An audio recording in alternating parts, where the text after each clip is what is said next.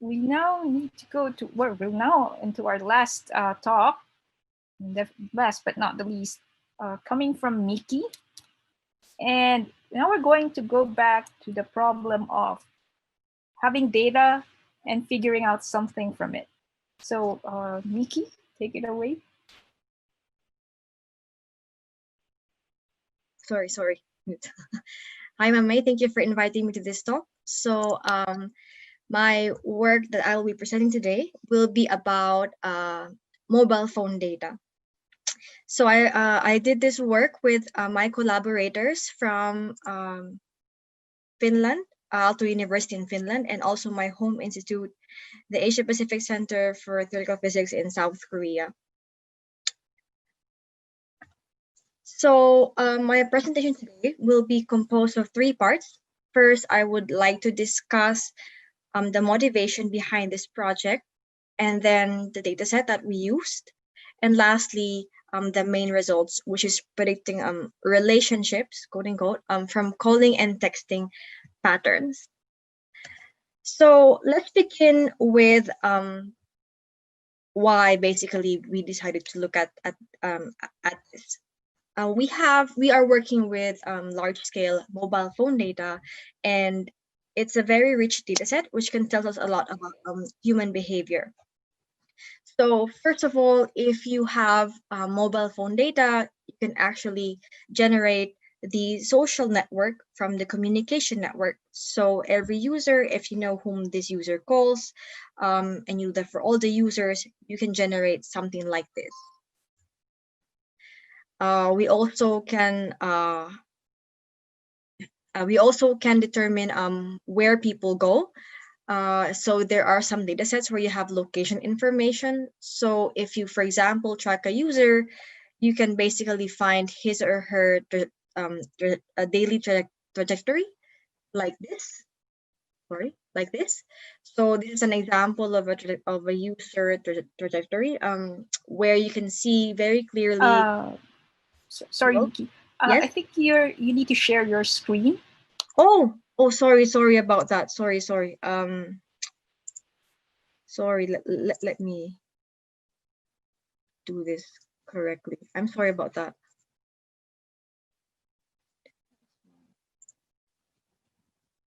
Excuse me.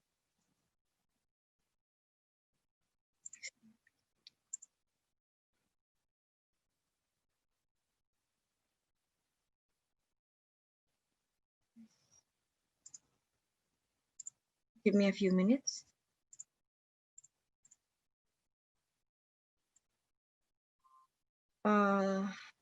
Sorry about that. Let me just decide. Share.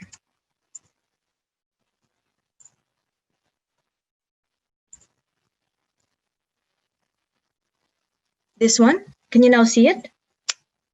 Yes, we can see it. Okay, now. Thank sorry you. about that. Yes. So, and then lastly, it can tell us about who we are. So you have if you have all this information, it can tell us a lot about human behavior. So we are particularly interested in communication patterns, and the common framework for analyzing communication patterns is the egocentric framework. So in this scenario, you look at the idea is that you have communication patterns that depend on the individual's characteristics. So for example, if the individual is a female, then that kind of determines how she communicates with other people. So in this case, for example, women call longer for men usually call in daytime, or young people text more than older people. So the corollary of this is that if you know the communication patterns of an individual, then you can predict his or her characteristics. So in this framework, only the individual matters, but not the links are kind of aggregated. However, it's also known that the communication patterns depend on the relationship between individuals. So if you compare this to this one, we provide here more focus on each link. So in this case, what we're saying is that the same individual communicates differently to different members of its social network. or communication network. So for example, the way a parent calls his or her child may be different from the way this parent calls his or her spouse. So from this framework, then the understanding is that if you know the communication patterns of a particular pair, then you can predict the relationship of this pair. So here is a common meme that I usually share to present this project, and it's been circulating around as a joke, mainly because people can relate to it in some sense. So if you see on the left column, these are different kinds of relationships, and on the right you have different call durations. So like in this case, what you can see is that boy to boy is like 1 minute, boy to mom, boy to dad, boy to girl, so the same boy calls for longer, girl to girl, very long, husband to wife, 3 seconds, mom to married daughter, 4 hours, wife to husband, 12 missed calls. So essentially the project is, if you don't know what is on the left hand side, we know what is going to be on the right hand side. If you know what is the on the right hand side, can we actually predict what is on the left? So address that question, we look at the data set, and we have call detail records and demographic information from some European country back in 2007. So we have caller IDs, callee IDs, type of event, time and call duration, as well as the age and the gender of the users. Unfortunately, although we are studying relationships in this framework, it is not given in the data set. So it's not there where they don't include, for example, who the father of the subscriber is, and so on. So what is usually done is that these are actually inferred, as has been done in a previous paper, using the age and the gender. So I'm going to show you, for example, like you have a 35-year-old female, and we show the top 3 people that this 35-year-old female communicates with. So if, for example, you have this 38, can you see the mouse? Hello? It's not moving. Oh, I see. Okay, so how about? Yeah, it's moving now. It's just Okay. slow. So if you have, let's say that the most contacted user is a 38-year-old male, and then you have a 60-year-old female here, 37-year-old male, we infer that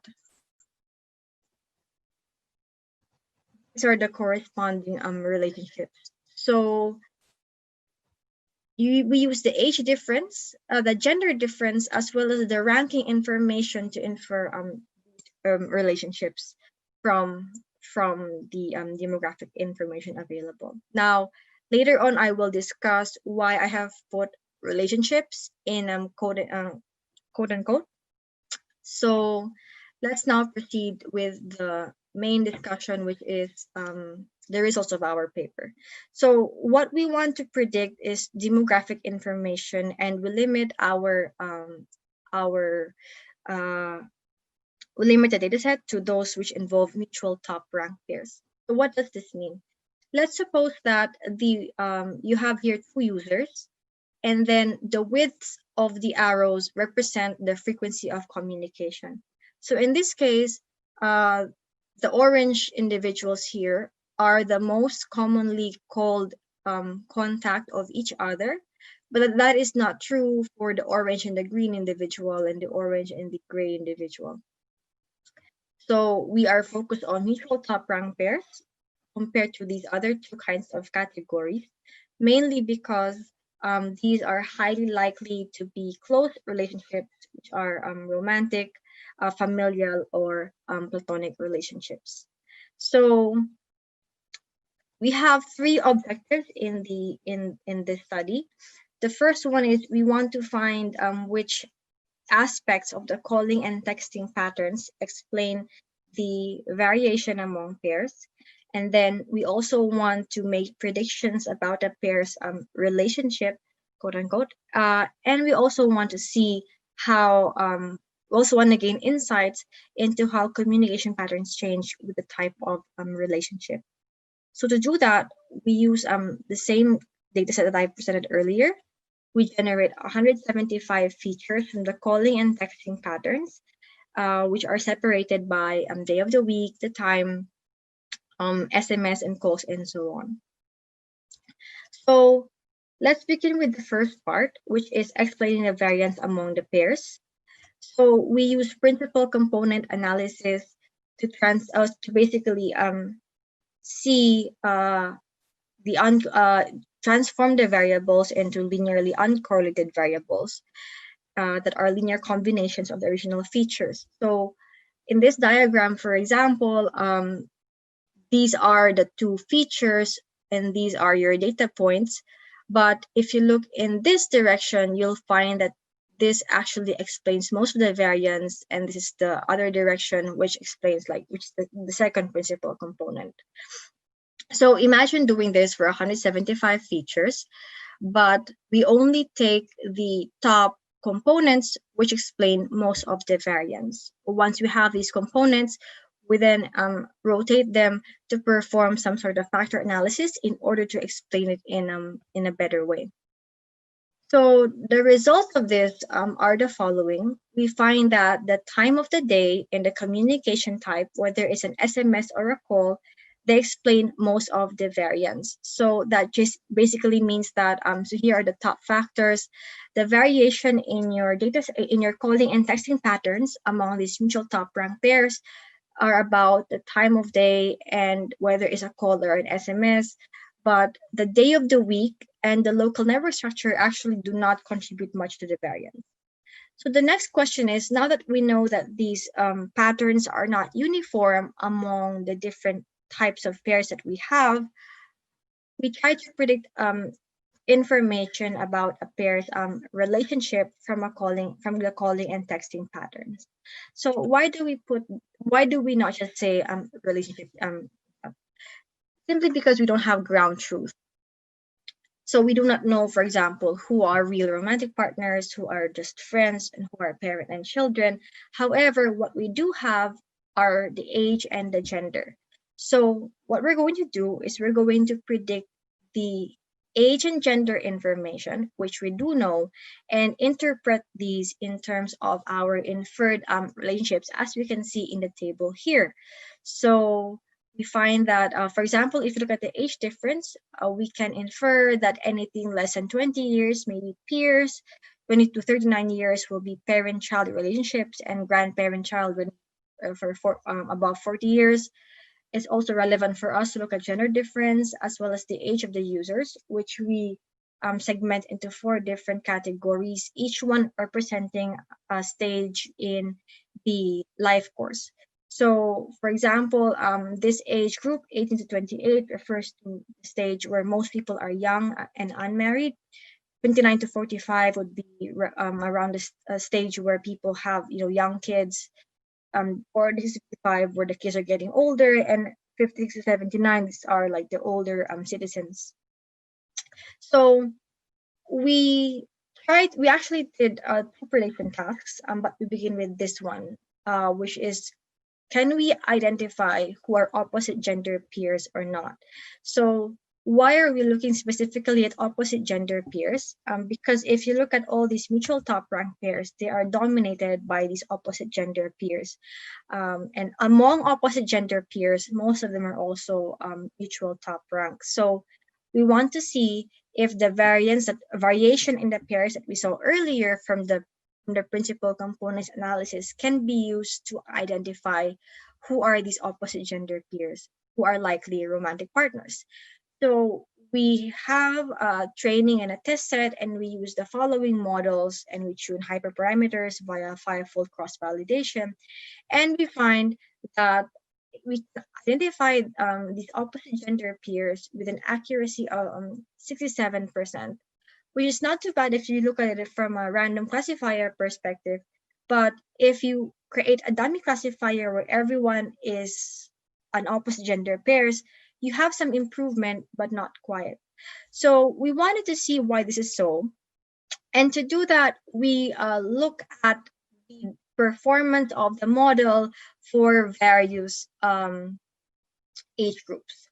What we find is the model somehow accurately identifies opposite gender peers correctly in the younger age group, but it fails miserably for the older age groups. So what we did was, instead of identifying older and younger peers, we tried to see whether the variation that we found in the peers earlier can be used to identify whether a user is young or old. And by young or old, we mean less than 35 or greater than 35 years old. And once we did this, we found that we found a higher accuracy versus the baseline, which means that the variation that we found earlier from the PCA is so what we're actually seeing in the data set is that you have an age dependence in the pair calling behavior. We also find that this this age dependence is different for peers and parent-child pairs, as we can see in this table here, where we look at the accuracies for different relationship groups. So to summarize my presentation, we have explored the variation of calling and texting patterns. We have tried to identify certain types of relationships using traditional machine learning techniques. We found that an age dependence in peer calling patterns, and that parent-child relationships differ in calling behavior from peers. So that's my presentation. Thank you very much. And here is a list of the papers that are about this topic for more details. Thank you.